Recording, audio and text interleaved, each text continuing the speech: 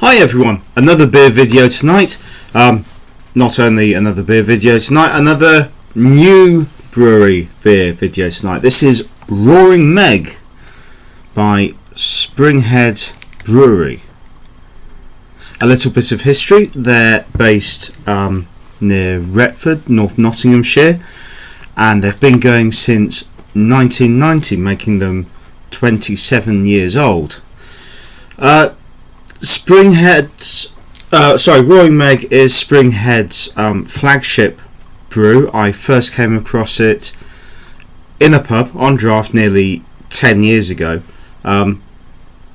It's one I've always enjoyed. It's one that when I've seen, I've gone back to.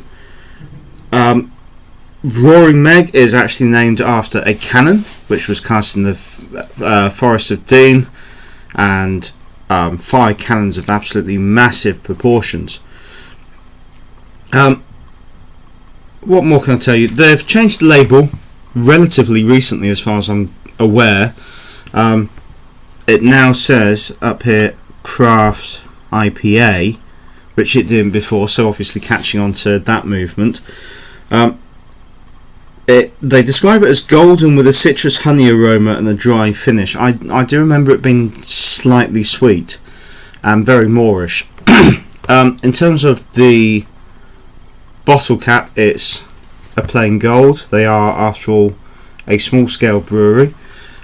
Usually that means that there's a high attention to detail. So it's 5.5% with so that's 2.8 UK units. They describe it as deliciously smooth, classic IPA style beer known as the Big Blonde. The sweet citrus and honey aroma gives way to a dry aftertaste that beer lovers can't help falling for. Try it once and you'll love it forever. I love it, but how much has it changed? Or how much has it changed from what I remember it?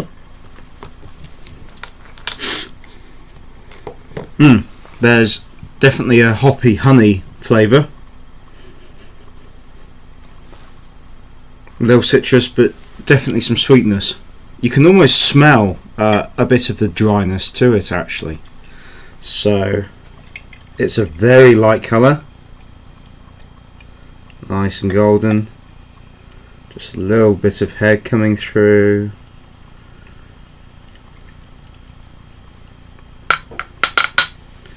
There we are. So that nose intensifies.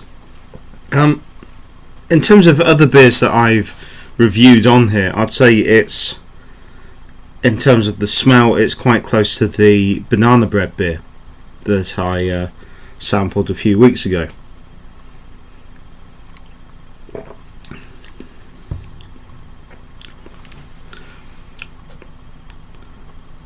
Right, it's definitely not a heavy beer.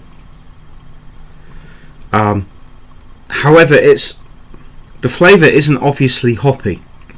It's not as intense as some of the previous ones I've tried, where they've described it as hoppy, even slightly hoppy, and it's been overpoweringly so. The hops are there, but they don't take over.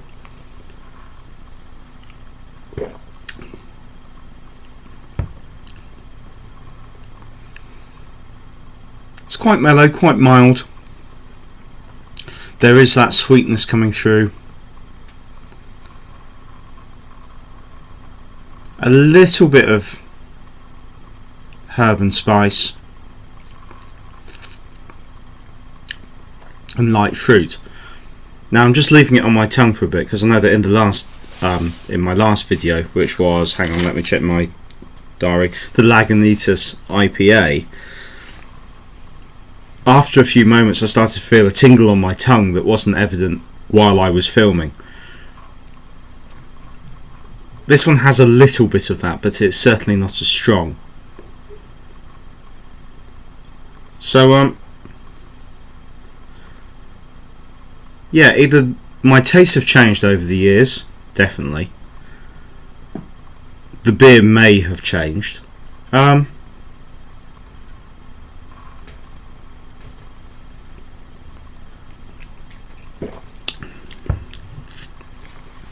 I don't think it's one of my favourites as much as it used to be. I've tasted a lot more beer since then, but it's certainly a nice one. It's certainly an enjoyable one.